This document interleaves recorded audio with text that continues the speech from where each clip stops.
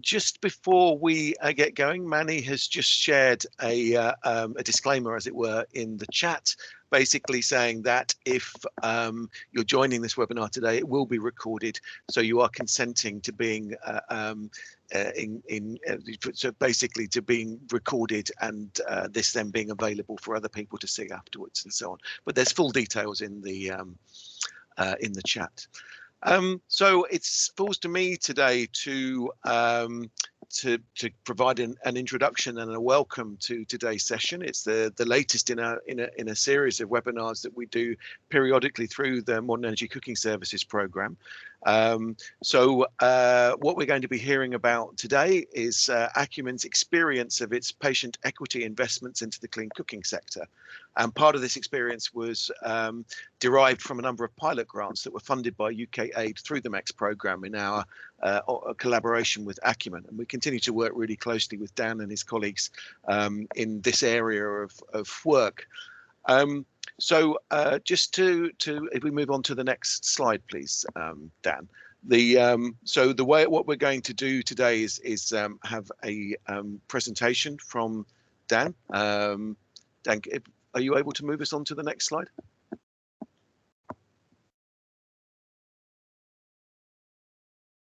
Sorry, can you see the speaker's slide now or no? No, I can only see the original recipe for success slide. Let's try that again. I'll carry on. Okay, I'll carry on talking. So Acumen, for those of you that maybe are not aware of Acumen's work, they are one of the most prominent and successful impact investors. And one of the things that struck me about their work and what's revealed through this study is that it's really quite striking that clean cooking has been one of Acumen's most profitable investment sectors, which is one of the results of this of the work that we've done with them with Acumen. That's been really exciting to hear about. However, despite this success, what is clear from the work that Dan and his colleagues have done is that accessing patient equity finance is extremely difficult for companies in the clean cooking ecosystem. But it is, however, exactly the type of finance which is required to help companies scale rapidly and is going to be essential for the scale up of modern energy cooking. So that's what we want to talk about today. And we have a series of a couple of presentations from Dan and from Daphne, and then we're going to have a panel discussion. So Dan is going to discuss the challenges that are faced by cooking companies, as well as the factors that have enabled the companies to be so successful and meet the demands of successfully delivering a quality product at an affordable price. He'll also go on to outline some of the difficulties companies face in attracting the right type of funding, while also highlighting the opportunities that are available for investment in this area. After Dan's presentation, we're really also delighted to welcome Daphne Pitt from GET.invest Finance Catalyst, who will describe some of the requirements that funders may have in making investments, as well as the advisory support that's available from the GET.invest Finance Catalyst. She has a lot of practical experience of advising small energy groups on their fundraising, and is particularly well placed to discuss the difficulties that are faced by companies in meeting investor requirements and in accessing patient capital. Dan, I'm aware we're still not seeing your slides. So before I go on, perhaps we could let's try and fix that. Try that. Yay, that... wonderful. That's perfect. And it's at the perfect point in the slideshow. Fantastic. Okay. Thank you very much. So after this brief introduction and then the two presentations, as I said, we're going to go into a panel discussion, and the discussion will explore opportunities to promote the availability of capital with a particular focus on patient equity. And just to very quickly introduce the panelists, as you can see on the slide, we're delighted to welcome Monajit from the African Development Bank, Meredith from Byrne Manufacturing, Shuvashish from ATEC, and Kato from PowerUp. So we have a really diverse and fascinating group of speakers, which I'm really looking forward to hearing their views on. So without any further ado, I'm going to pass over to Dan and ask him to present the findings of Acumen's recent report. Over to you, Dan. Thank you so much, Ed. As I advance my slides, are they advancing for all of you? Can you see the? Yes, they are. It's absolutely fine. Fantastic. I think Ed covered most of my points, so I'll pretty much be quite brief. I don't think anyone on this webinar needs convincing of the importance of investing in cooking, and yet still, I think always worth fronting the problem, at least briefly. As Ed said, I should say, my name is Dan Waldron. I'm head of insights at Acumen. I manage our knowledge and learning across all of our investing regions and sectors. My heart, however, for quite a long time has been in the energy access sector, and particularly in cooking. And so this is a really exciting discussion to be on today for me. Acumen, if you don't know, is a not-for-profit venture fund. We invest, as Ed said, patient equity all around the world into companies solving problems of poverty. And this is one of the most pressing problems that we've ever invested in and continue to invest in. Um, the numbers speak for themselves quite loudly, in fact. 2.3 billion people cooking with solid fuels that burn badly, their combustion is inefficient and incomplete, and the byproduct of that is smoke, quite a bit of it, in fact. That's bad for health. Most of the impact is being felt by women and girls. Hundreds of thousands of children die every year from indoor air pollution. It's also expensive, right? It costs considerable amounts to cook with fossil fuels, and it's incredibly damaging to the environment, as the numbers here suggest. So this is one of the most acute and pressing problems that Acumen has ever invested in. And I'm happy to say that it has been an area of really incredible success for us. And I'm going to talk a little bit about why and about what's still needed going forward. And just worth pointing out before I move there, though, that if current trends hold, we are still on track for over 1.9 billion people to still not have access by 2030. So the sort of messages and the discussion today is quite urgent. Always worth fronting that the negative effects of current cooking practices are not distributed equally, right? This is a problem of gender equity. Women disproportionately bear the burden of cooking, of collecting of firewood and fuel, and they are also the ones benefiting from and driving the solutions, right? The reductions in unpaid work, such as fuel collection, enable women to do more of the things they want with their time. And women entrepreneurs have been incredibly successful in selling cook stoves. One study suggested that women agents sold 3 times as many as their male counterparts. Circle Gas, which is sort of their operations are born out of a former Acumen investee, primarily uses female agents for this reason. It's not going to be a central part of sort of my talk today, but is a really central part of why to invest in this area and the impact you'll see. So at Acumen, we have made investments in 5 companies that are changing the way households cook around the world. You'll see them all listed here. Burn Manufacturing, very excited Meredith's joining today. BioLite, which is a manufacturer of clean cook stoves and works with distributors, mostly in Africa. Green Energy Biofuels, which is a bioethanol cook stove company in Nigeria. Copagas, which started in Tanzania, now primarily operating in Kenya after it was acquired by Circle Gas. And Greenway Grameen, which is a manufacturer of very clean burning wood-fueled cook stoves in India and distributes through a variety of partnerships there. We've had the pleasure of working deeply with each of these companies over the last almost 10 years, as have many of you, I'm pretty sure. We've sat on boards, we've provided TA funding, we've helped accompany and guide them through what has been a really tricky journey towards quite remarkable success. And in 2020, about 5 years into that journey, we began a partnership with MECS, which Ed quite nicely described. We wanted to work with MECS to help our investees take the next step past improved biomass cook stove towards actual modern energy cooking. And with UK funding channeled through the MECS program, we extended grants to 5 of our portfolio companies, Burn, BioLite, as well as Easy Solar, and then 2 mini-grid providers, PowerGen and RV Sol. And we were testing things like willingness to pay for electric pressure cookers or induction stoves, understanding the impact that they can have for power providers for those mini grid operators, piloting different methods of selling and particularly financing stoves. Very excited to hear what Kato is going to say about that later. And different forms of subsidy, because some of these products are still quite offensive, not offensive, expensive for people who can afford to pay very little, which is sort of the classic conundrum when you talk about cooking. Based on what we learned from all of that, we wrote a report. You should read it. You will learn many things. When you do read it, I'll give you a second to scan the QR code if that's of interest. There are at least 5 key lessons that will jump out for me, which I'll touch on briefly today, as briefly as I can. The first, as I've hinted at, is that cooking has been an immensely impactful sector for Acumen to have invested in both a breadth and a depth point of view. In terms of breadth, our companies total have reached well over 20 million customers. In fact, it may be approaching 30 by the time I write this, because the growth in recent years has been just so explosive. And there have been real inflection points over the last 5 years when you saw companies begin to really take off, partly fueled by carbon financing, which we're going to talk quite a bit about. And the success in recent years and the appreciation of the work they're doing and the response from customers has just been absolutely outstanding. But it is not simply a sort of lives reach and number of people reach. It's the depth of that impact that to me is so impressive. And one of the great things about the space, I think, is quite how well researched it is. And so thanks to Susanna Berkauer at University of Penn and Joshua Dean at University of Chicago, as well as many other researchers, we've got some actual numbers to put on the impact of even just an improved charcoal stove. I realize we're here to talk about modern energy cooking, but this is where we have some really good data from Acumen.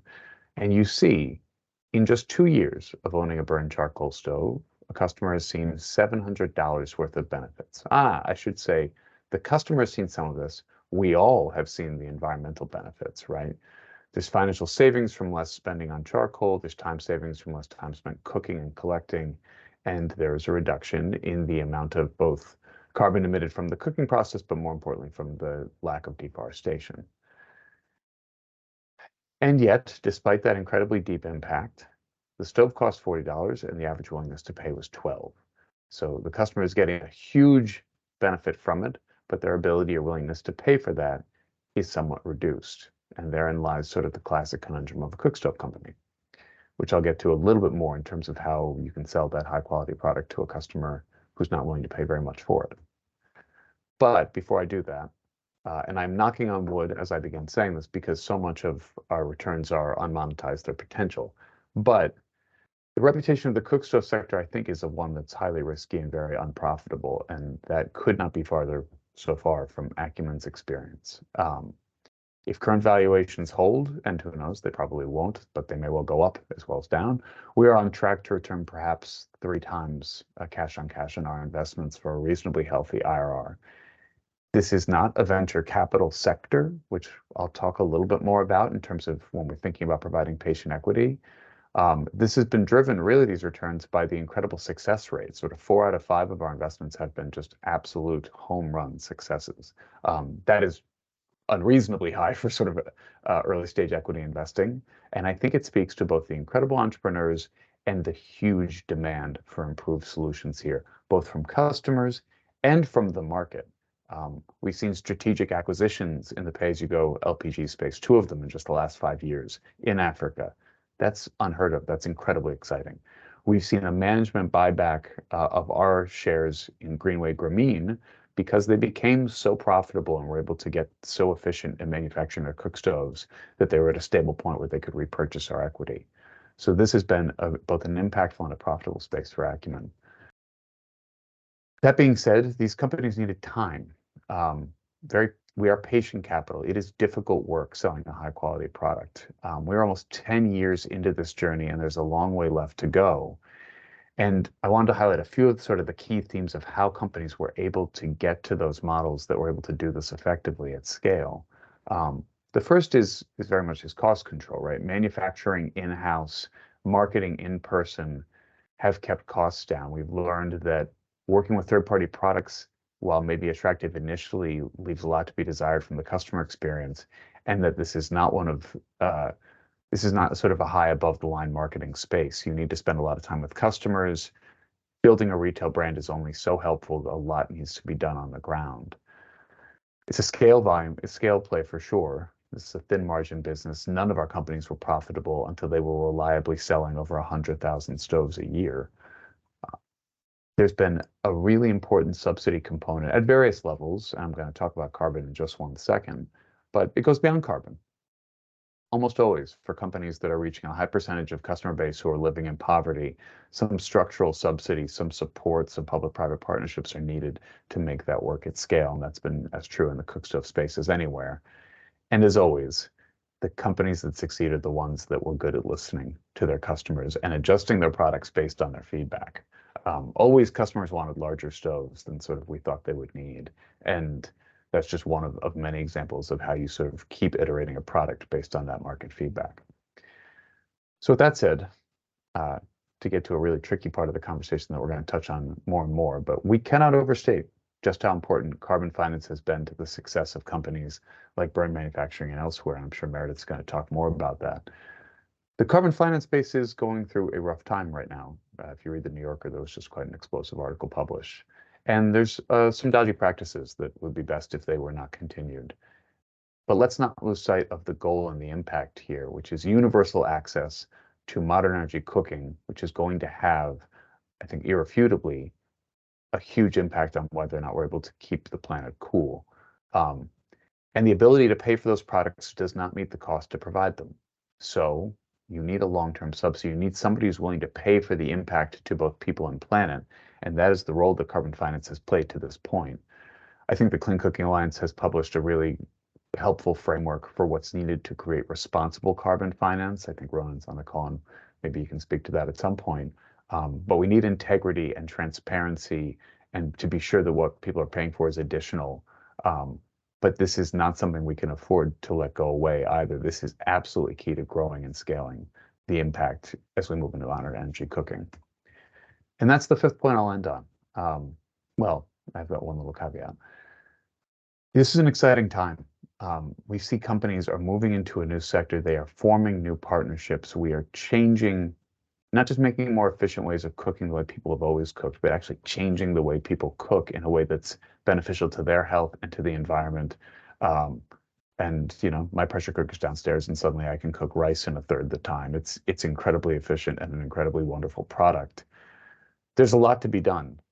Suddenly the partnerships are with fuel providers, even if those fuel providers are mini grids or national scale utilities. And suddenly there are variables that are outside of some of our companies' control. That's a risk.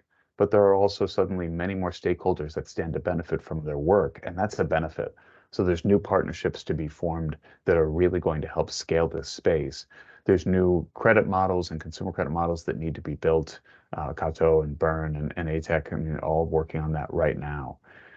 But from our pilots, from our conversations with customers, what you saw initially was skepticism and then delight, right? There was absolutely a barrier to entry and a behavior change to selling these products. But once they were sold, people were excited to use them and impressed with the results. And so I think we're nothing but hopeful about the future of this space. So as I wrap up and move into Daphne, and she'll talk about the challenges that companies face in attracting finance, I'll close by saying, what will it take to unlock universal access to modern energy cooking? And I just sort of kept listing bullet points here, and I'll try and go through them quickly. It will take more incredible entrepreneurs in places where being an entrepreneur is not easy. I never like to lose sight of this problem. It is hard to start a company anywhere. It is a huge financial risk. There are places in the world where it's easier to take that risk than others. And there's a pretty good correlation between where it's harder to take the risk and where we need more. So we need a lot more of the kind of venture studios and incubators that enable entrepreneurship and enable new models to sort of bubble forth. And that's something we can never really lose sight of. We desperately need more creatively structured, patient capital, the kind that Acumen has provided historically and will provide more of in the future, but obviously cannot just be Acumen, has not just been Acumen. We've co-invested in many of these companies. But you need to allow for extra iteration and extra time to get those costs down, to get that high quality product at an affordable price point, to develop the distribution partnerships and the subsidy partnerships and all the other partnerships for modern energy cooking. It's a complex space. It's harder to operate in. The infrastructure is not always there. Companies always need to do more than they set out to do. And all of that takes additional time. And sort of promising whatever a risk-adjusted market rate return is in this space for very early stage equity may not be realistic. And so more blended financing that enables that patience and that creativity and that iteration will yield really incredible impact. That being said, we need more to make that capital work and go farther and be recycled. And that is the greatest challenge I think we face, right? Is not just how do you get the patient capital investment, but then how do you leverage up on that? How can you make that investment go farther? Where is the working capital? Where is the growth equity? Where are the potential for exits and recycling of capital for early stage investors? Those are the things we're missing. I think Spark Plus Fund has been an incredible step forward for the sector in providing, large-scale mezzanine-style finance, very patient debt or sort of equity-like debt to many companies. We need 10 more of that ilk, and we need more creative solutions and more creative maybe investment products or structures that will enable what we need to happen while also being efficient in that way. Time to wrap up. I think responsible carbon finance I've discussed well enough, and the partnerships are absolutely the key. Every single one of our companies succeeded through long-standing, high-value distribution partnerships and public-private partnerships, whether through MFIs or retailers. Add on to that all of the other entities I just discussed, and you see a space where no one company can do it alone. And so the coordinating functions that MECS and others play is really invaluable in a way that even more so than in other sectors we've invested in. It's absolutely crucial to success. And then lastly, I'll just close on the point that we need people to take the risk to bet on the impact that we see being created, to care enough about that gigantic problem I said at the beginning, to put large amounts of money into, yes, risky and perhaps uncertain ventures, but ones that in a venture capital model, you would bet on the 1 in 10 providing outsized returns. We need the 2 or 3 or 4 or 5 in 10 that are going to provide that outsized impact, and people who are willing to bet on that and be compensated in that way. And that, I think, is really the core of what will unlock universal access. So if you're interested, please read more. Thanks to everyone for the time, and apologies I went a couple of minutes over. Daphne, over to you. Well, thank you, Dan. I see people applauding, and I think rightfully so. Good morning, good afternoon, everyone, wherever you are. I'm Daphne Pitt, and I'm presenting for the GET.invest Finance Catalyst. Let me see if I can share my screen with you.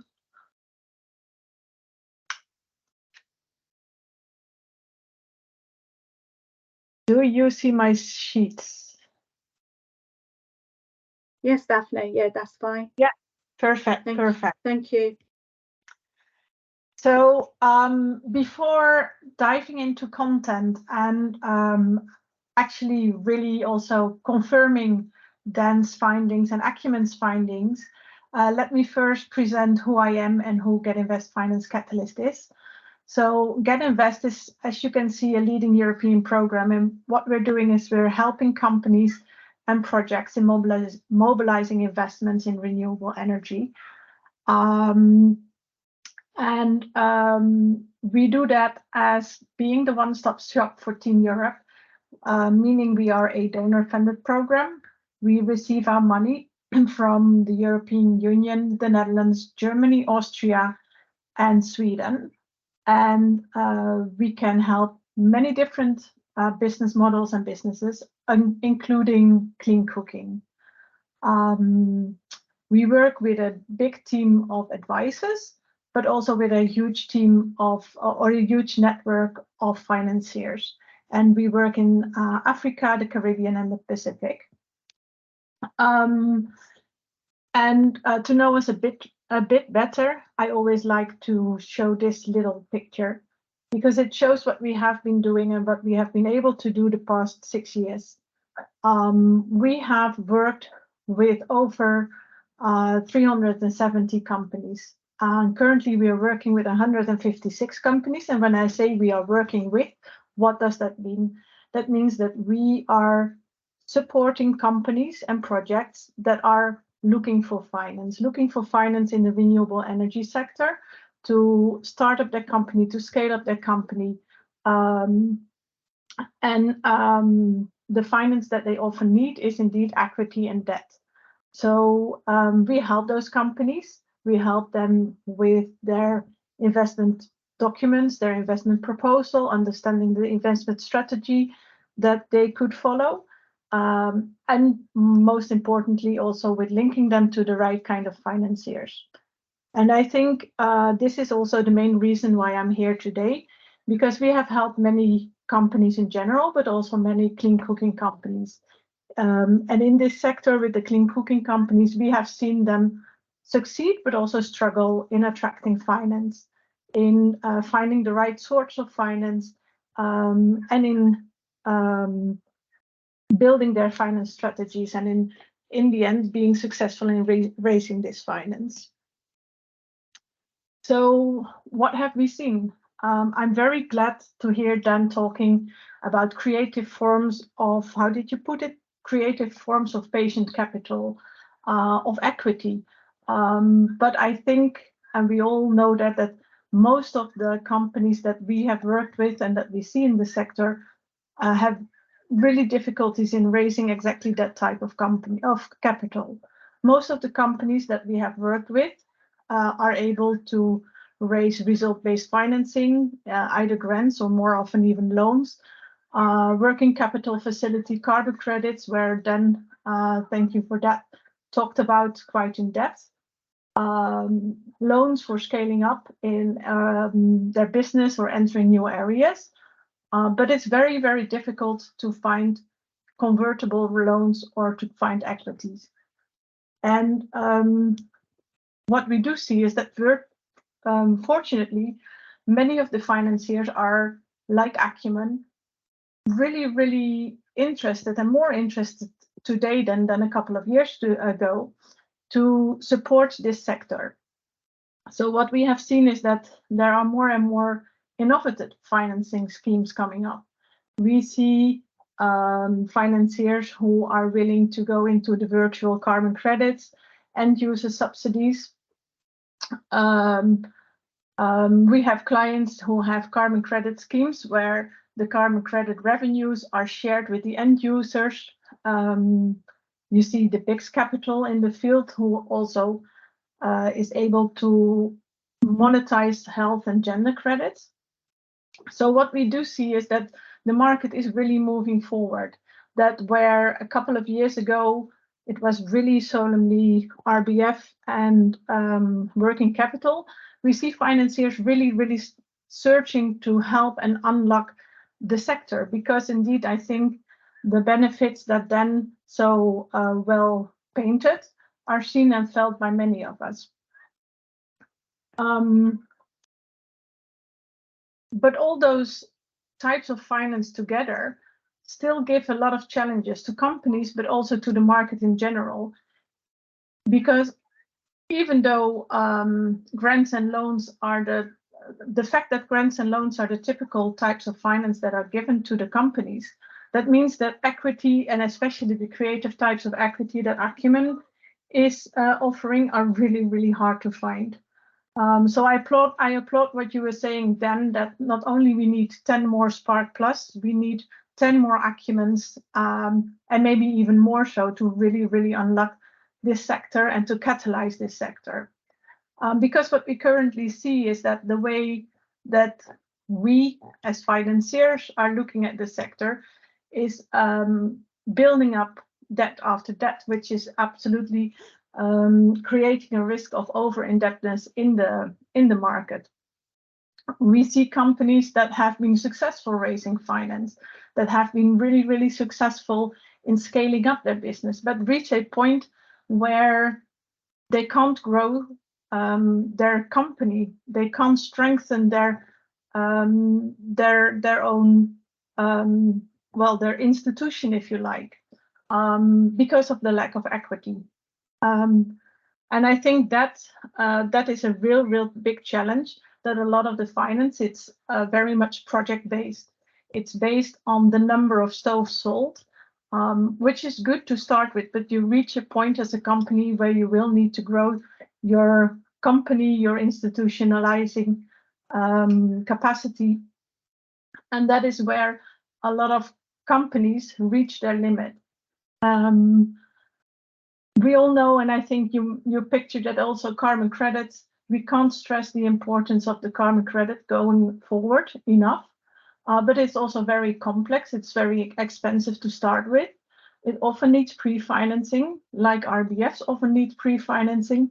And we do see that that is a real challenge for many companies as well.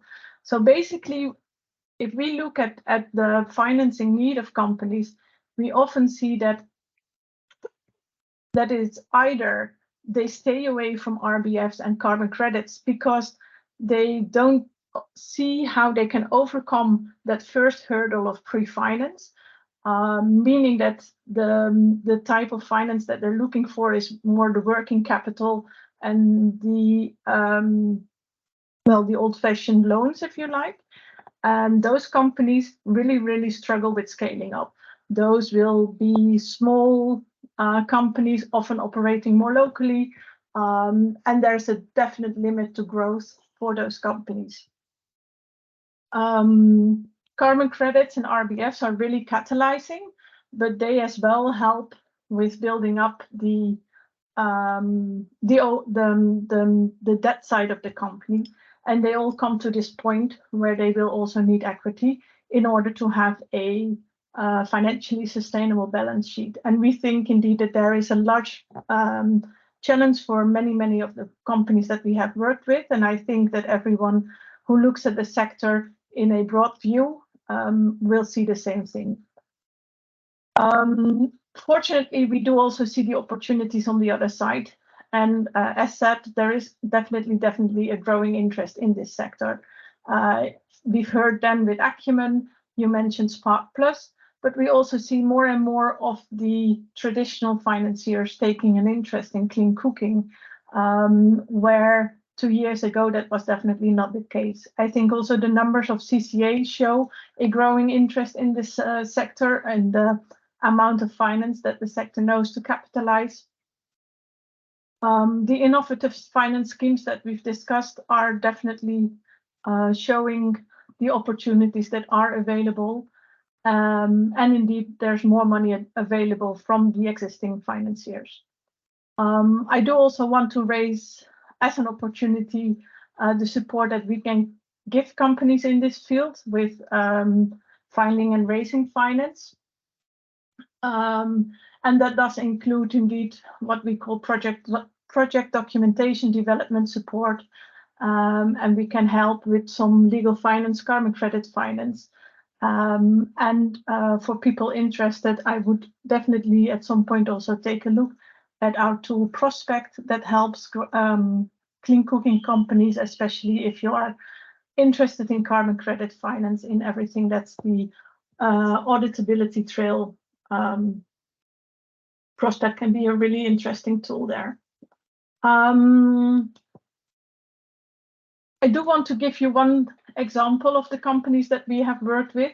A well-known company in the sector is ACE, and we as Finance Catalyst have been working with them for some time. We have helped them with their business model, the business planning documentation. A big part of what we can do is helping with financial modeling, which we have also done for ACE. And they were able to successfully raise a convertible debt. And we're currently still helping them with an equity raise that is still ongoing. So that is an example of what we can do in supporting companies in this field. And I would like to leave it at that. So I think back to you, Mani. That was amazing. Thank you both, Dan and Daphne, for this amazing presentation, really. I think next I'm going to hand it over to Malcolm for to introduce the panelists today. Thank you, Malcolm. Over to you. Thanks, Mani, and many thanks indeed to Dan and Daphne for two excellent presentations, which have shown in detail the opportunities available from patient equity investment and similar, and the challenges involved in actually accessing this type of capital. So I'm very pleased to welcome again the four panelists we have today.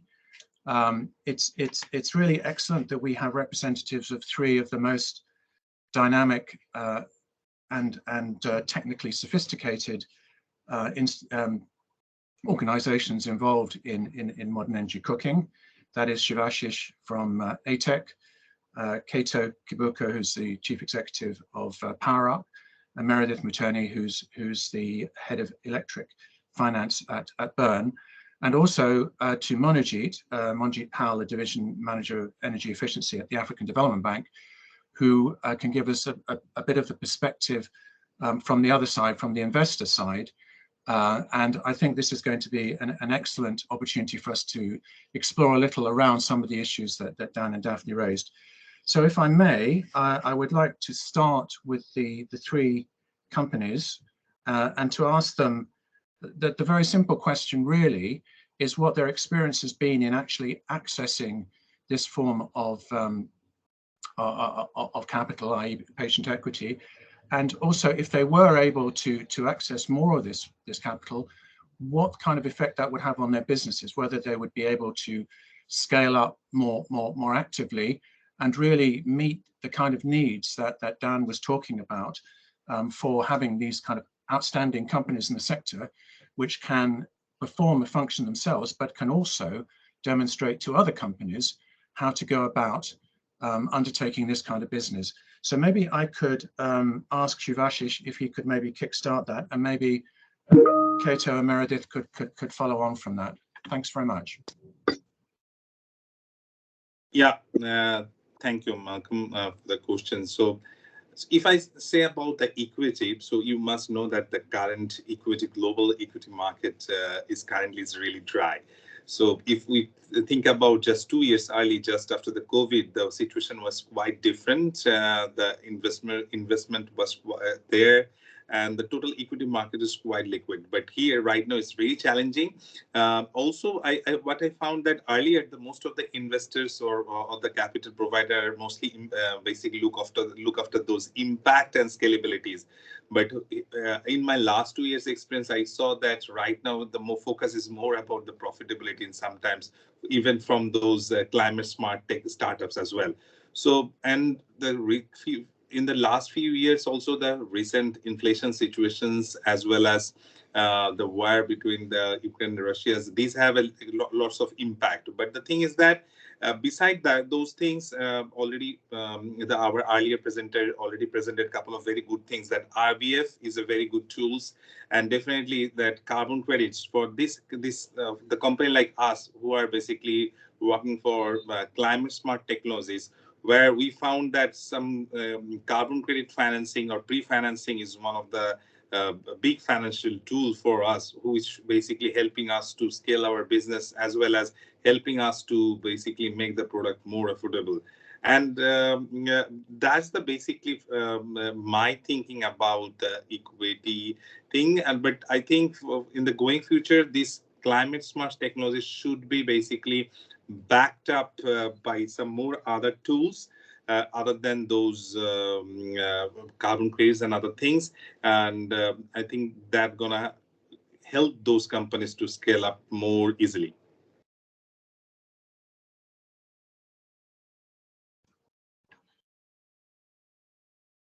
Great, thanks, Shivashish. Did Kato or Meredith like to comment on that question as well? Sure, I'm happy to start. Hello, everyone. Thank you for the call. For Power Up, our experience in raising equity has been quite challenging. I think obviously we're in a tight market for venture, but at the same time, we have to go through this explanation that electric cooking, modern cooking, but especially electric cooking, is actually viable and it's scalable. So similar to what Dan said, you have to convince the customer before they actually appreciate the value that's it's generating. And so going to investors and really talk to them about how modern cooking is actually ready, the technology is there, the business models are available, and that this can scale has been quite a challenge. I think the other aspect is most recently the carbon markets. So when you include carbon in your business model, in the last several months, people have been questioning that, given that the voluntary markets are quite low. There are ways around that by looking into compliance, but that has been there's been a lot of feedback around there and the hesitancy. to really get behind a company that is looking into carbon. Someone's saying I'm not on video. Am I on video? We can see you. Okay. So those have been some pretty challenging areas, but there are ways past it. I think there's a lot of convincing and going deep into the details before you can really convince some investors. What this equity does, it does a lot for us. As a tech company, it helps us with R&D, obviously. It also helps us really do piloting and research on the ground. Again, it's not just about trading product, it's about convincing people, it's about making sure that they're actually using the product. So the benefits are there for the end user, but also if you're considering carbon in your model. I think what's really key about getting equity on your balance sheet is that it does open up the doors for you to get debt, working capital, and other forms of debt on your balance sheet. Otherwise, you won't be able to raise that. Even if you do have cash flow, they want to see some a bigger balance sheet. So those are kind of the areas that we are keen to take advantage as we raise capital. Thanks, Gato. Meredith, I think it would be quite interesting to hear from Bern, because I know that you were fundraising this year, so you have had some very recent experience. Would you like to comment? Yeah, sure. I can give some brief comments on that as well. So in the past, even to date, Bern has not really raised much equity. We've actually heavily relied on reinvesting lots of the profits that we've made into the business to grow expansion and also debt. So finding the right strategic equity investor is not easy. It's a very difficult task.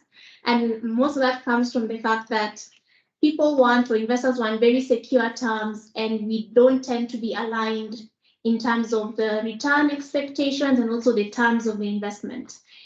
So just finding a more strategic investor who will be not only patient, but willing to take on the risk that we are also taking, take on the same security that we are also taking at the same time, is what is required to be able to drive that growth further. And as Kato has mentioned, we can't, at some point, you can't have too much leverage in your business, and equity would be key to even help us take on more debt to grow further as well.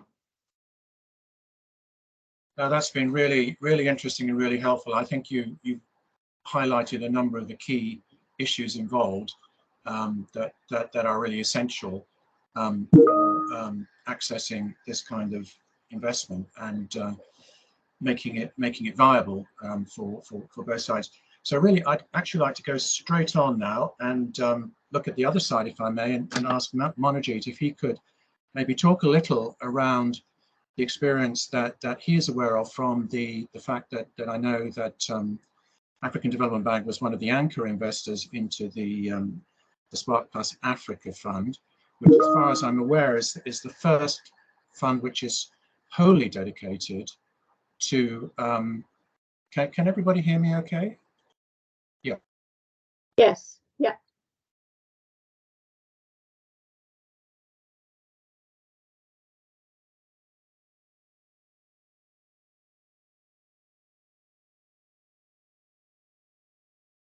I think we might have issues with Malcolm's video because, yeah, I think Malcolm's screen is frozen at the moment.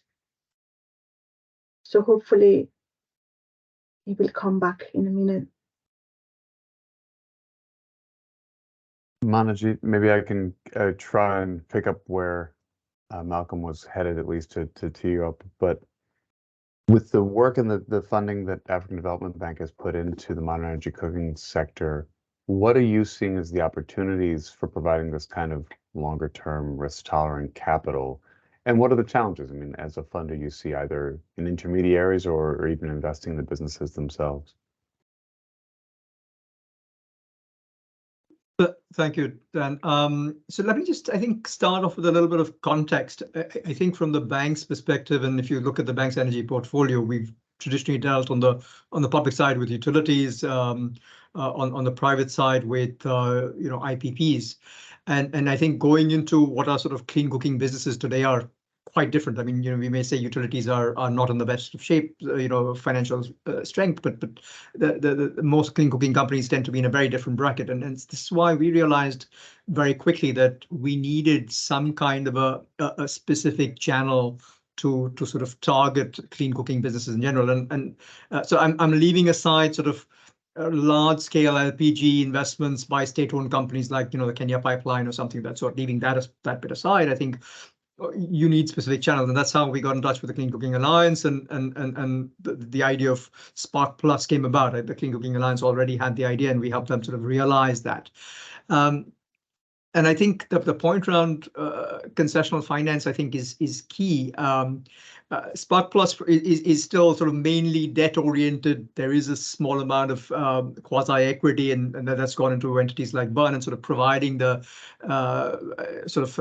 contributing to the equity base to allow them to take on more debt, for instance. I think so it is playing that sort of leveraging role there. In other cases, that there's sort of more debt finance. And Shubhashi, I'm jumping a little bit, and I think Shubhashi mentioned the point around sort of pre-financing of carbon, and this is something that we've been thinking about. We're still at an early stage, but I think this is again an opportunity to look at something that provides a basis for longer term growth without sort of encumbering the company. And this is the company that sort of one decides to back, and this is, I think, a common theme from Daphne, Meredith as well. So this is something that we're exploring, and I think this is potentially going to be our next area of focus. Now we're able to look at 2 or 3 transactions in the space where we're looking at pre-financing of expected carbon revenues. It allows companies to sort of have guaranteed access to financing now. And this is sort of trying to, we've seen there have been experiences where there's sort of results-based financing, but people have never reached that point because, market context, or just, because it's very specific company issues, they haven't been able to gather that finance. So to us, I think that's probably the next, Spark Plus type play for us in terms of providing longer term financing. And this is again going to be a perfect blend. I think we see we're going to try and do it from special resources, so that allows us to take the risk, and then over time, hopefully, this then lays the foundation for standard bank financing, over the next couple of years. I think that's what we see. Dan, did I answer your question? Yes, thanks very much indeed, Manojit. I'm sorry if my comms got cut off, but anyway, I think that was very illuminating. And Manojit, I think these sort of ideas of combining sort of blending sort of concessionary funding with non-concessionary funding are going to be absolutely essential to find ways to provide this kind of patient type funding in different forms, actually. And so I think having achieved the vehicle itself, which obviously does combine these different forms of financing, in itself is a very positive thing.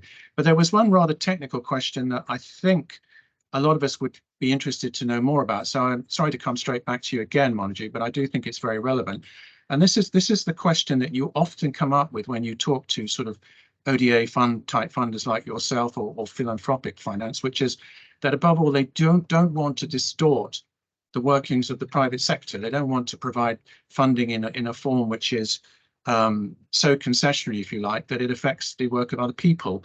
And yet, I guess the point that we're all making is that type of finance just simply isn't available. So in a sense, we're not distorting anybody. But I would like to ask you the question, is that an issue that came up in the Spark Plus Fund? And if so, how did you go about sort of dealing with that or looking at it going forward?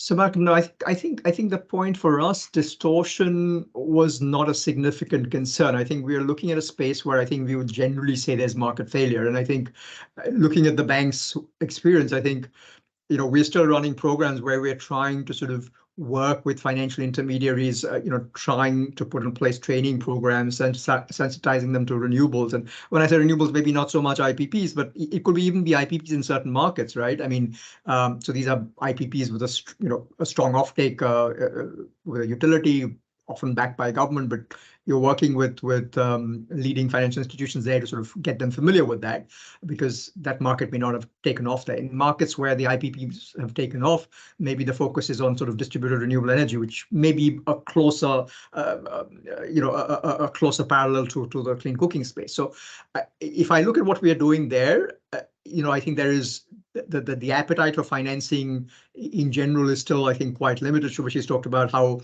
maybe there was flexibility on the equity side 2 years ago. That's sort of drying up.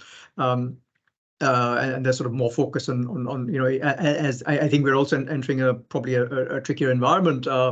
So there is a scarcity of financing at the right term. So I don't believe distortion is an issue. And also I think the concessionary, so Spark Plus, just to sort of rewind a little bit, has got essentially we imagined a 3-tier capital structure. So we had public money going in to sort of take the junior equity.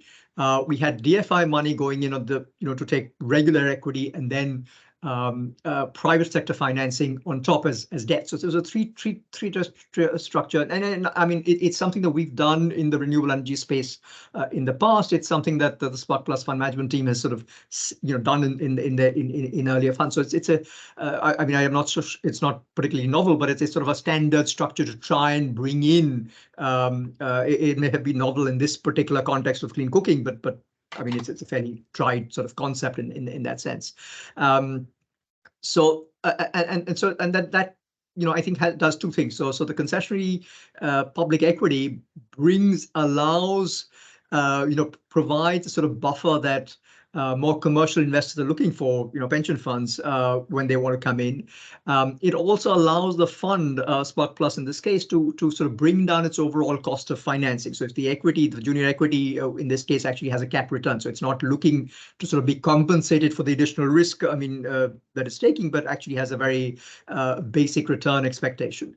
And that allows them to sort of manage their cost of funds, which then translates into the sort of funding costs. I mean, not entirely, but partially for the companies that are being provided that finance, and then that then to some extends impacts their offerings in the market. So that's so we really, and when we're talking about again, I think clean cooking, it's the full spectrum of people in capitals today who may have the capacity to pay but do not have the solutions to people in more remote areas or lower income segments where there may be an ability to pay issue. But I think pricing is important. So I think I'm not sure that the concessionality, I think we'd be hard pressed to sort of think of cases where the concessionality is actually distorting the market in any manner. Now that's very, very helpful and very, very sort of reassuring. So a number of things come out of the discussion. I mean, inevitably, when you talk about cooking and finance, the issue of carbon credits always sort of comes to the fore, quite correctly, really. And I just like to say briefly in passing how grateful we are at MECS for the support from ATEC in particular around the work around the metered methodology, which we helped to develop, and ATEC has pioneered the first case going through the gold standard methodology. And obviously in the current market turmoil, this DMRV solutions is the way that the market is focusing, and we very much hope that this can be shown to be transparent and rigorous, and to have the confidence of carbon buyers going forward, which is going to be really vital to the sector. So many thanks to ATEC again, and also to Bern, because I know that Meredith's colleagues have been extremely helpful in working around giving inputs into the methodology. So this is really good, and I know Kato's group has also been doing work around how that methodology can be utilized. So this is really good example of cooperation, I think, and I just like to mention that in passing, if I may. But I could like to move on and say, do the panelists think that maybe this is a great opportunity now to attract capital, in the sense that carbon finance is radically transforming, I think, the profitability of the sector. We very much hope that it can be maintained and expanded on going forward. Very, very confident that it can be if we go about it the right way.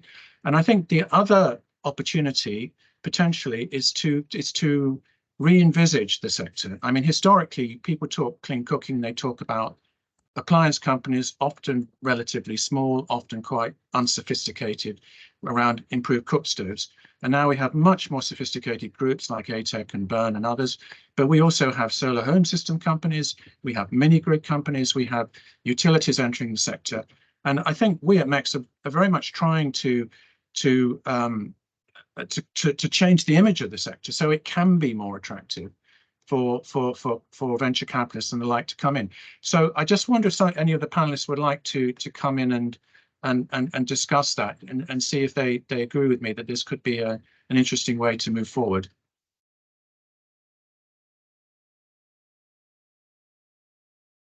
Yeah, I could go first. Yes, definitely think it would be.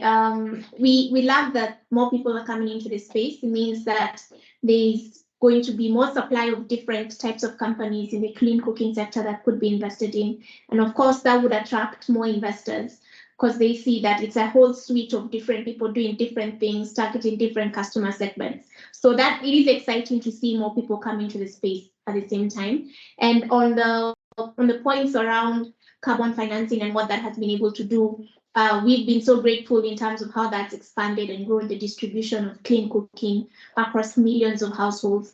And one thing we think is the importance, as just looping back to what Monojit had mentioned, of concessional grants or loans, is just to make sure that even as there's a lot of market uncertainty around the markets or what is happening at the moment, that this transition to clean cooking still continues.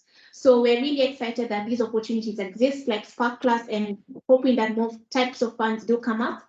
And yeah, of course, the more people we're in the sector, the more attention we'll get at the same time. Thanks very much, Meredith. Any other thoughts, Shivashish or Kato or Manojit? Would you like to mention something? I can jump in. So definitely, as you mentioned, that carbon credit has always been a very big financial tools for clean cooking companies, also who are aiming to implement climate smart technologies. And definitely these kind of credits are not only offering the financial incentives, also helping lowering the cost of those technologies. This is in terms makes the products more affordable and accessible to everyone. And the most important thing is that even though in many companies are working for carbon credits, but the thing there are some confusions going on. There are some trust issues from the investors, and that's from there basically it comes from the DMRV issues, where we are basically data monitoring, reporting, and verifications is quite transparent. So we have to be very much transparent and accountable to the investors to make the sectors more lucrative for the investors. While basically earlier we found that many things happened and there is not much transparent data in those sectors and multiple repetitions of those data. So this kind of DMRV kind of things definitely can bring some more trustability to the investors, and that can change the whole ecosystems. And the more equity investors can be easily attracted through this DMRV kind of things. And definitely, if we can, and also I want to again mention about those pre-financing things, because also not only those DMRV, the pre-financing is also very important, because companies with those who are dealing with this climate smart technology, they have to do lots of R&D, they have to test many things. So it can be definitely is a mix of pre-financing and RBF could be something really interesting to develop this sector.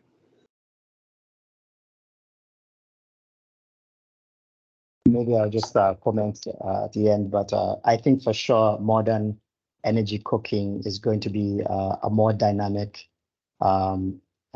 industry than the improved biomass industry. The value chain is much more complex and it's longer. So there's so many different areas that financiers can play, whether they're financing inventory, doing consumer finance, financing carbon projects,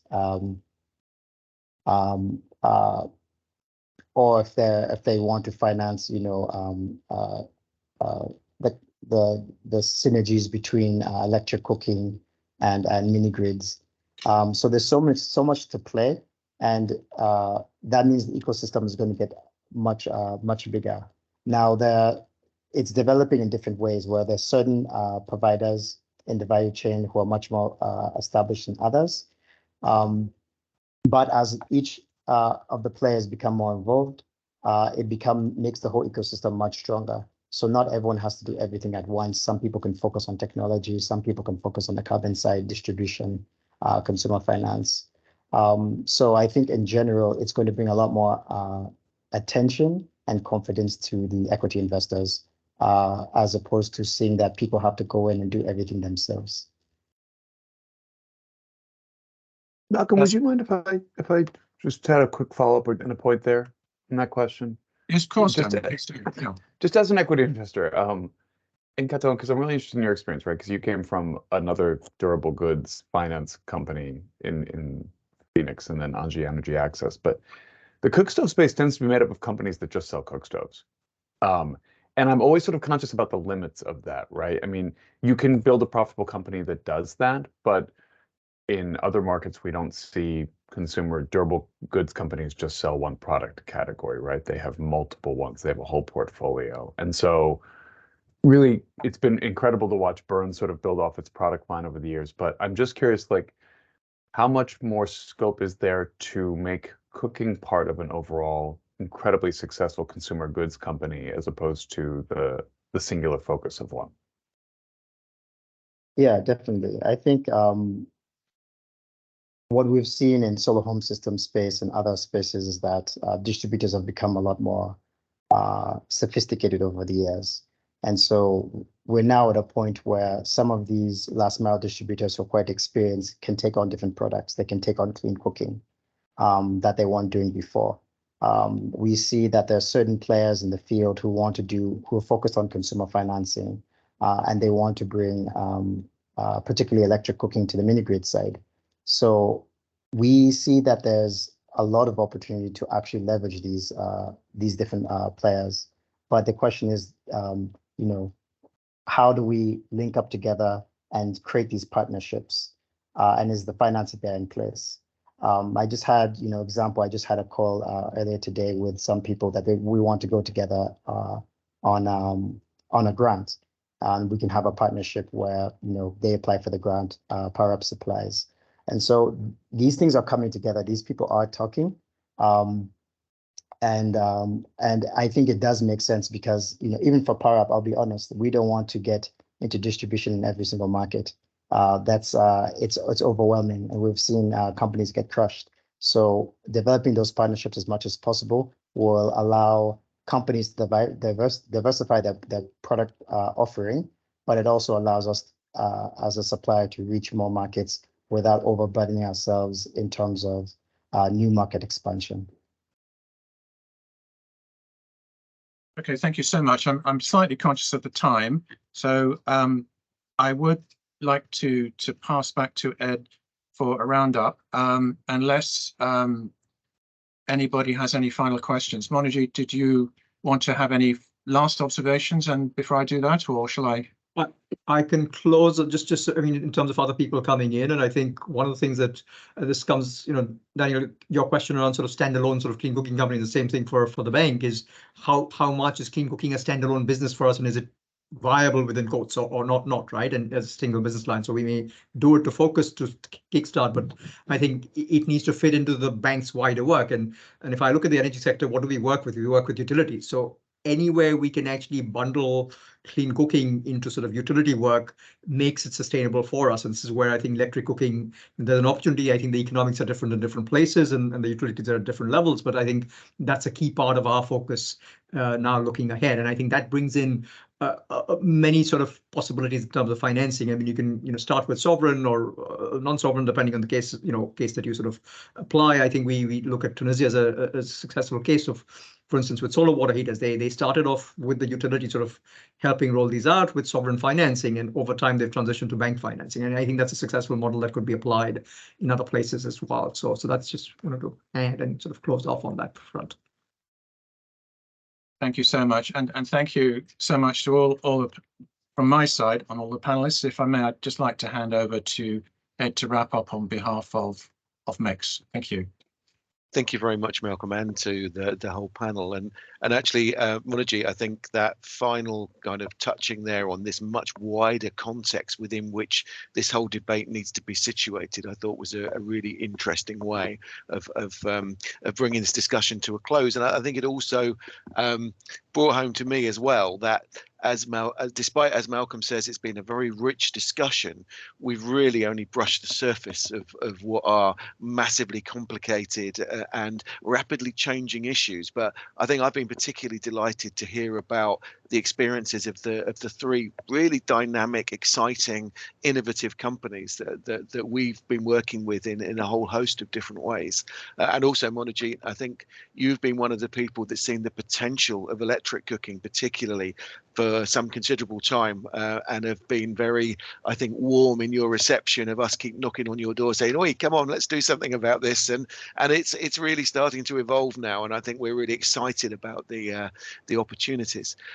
Malcolm asked me to kind of reflect on what I've heard in the discussion and on the report itself as well. So I just had a few thoughts by way of trying to bring together some of the discussion.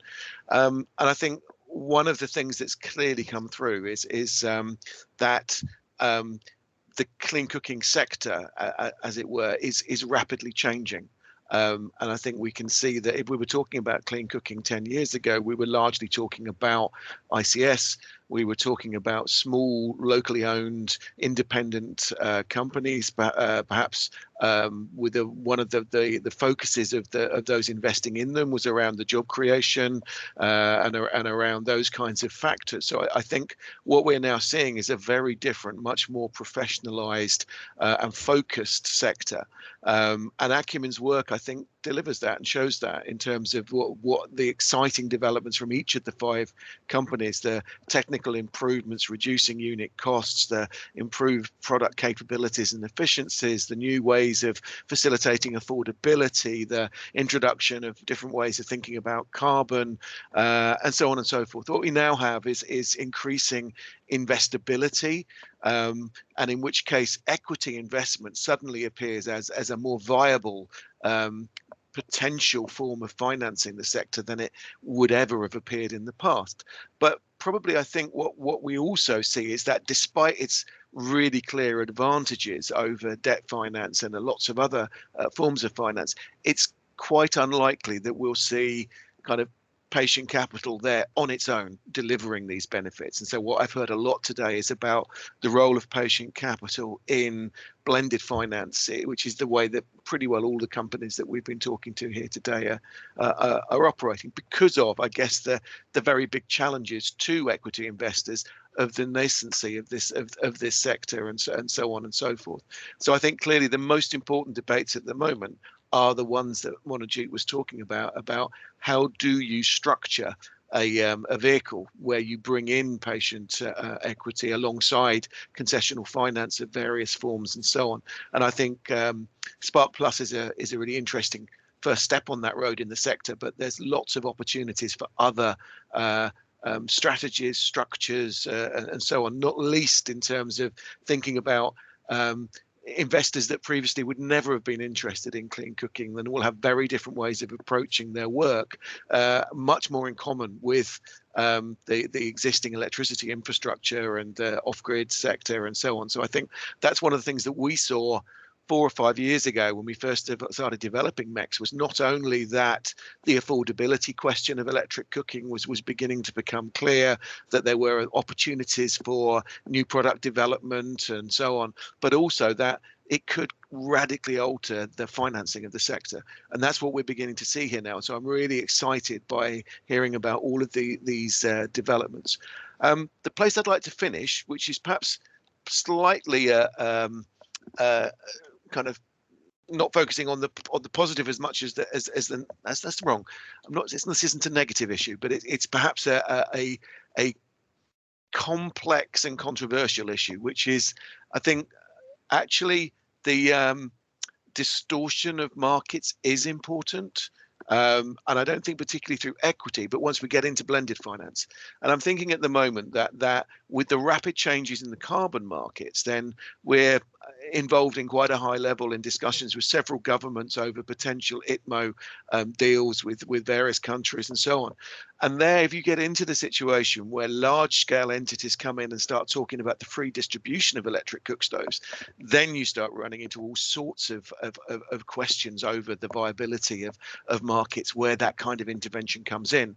So I think that's one thing to maybe leave on the table, that it's really exciting that there are new actors in there, but actually how they relate to each other and how they relate to the existing state of the market is an important consideration, especially when we're looking at the scale that we may be talking about of the transitions in the sector over coming years because of the availability of carbon finance. So and how all of these things link together. So I think it's been a really exciting discussion. We could go on for another 2 hours, but we're not able to, unfortunately.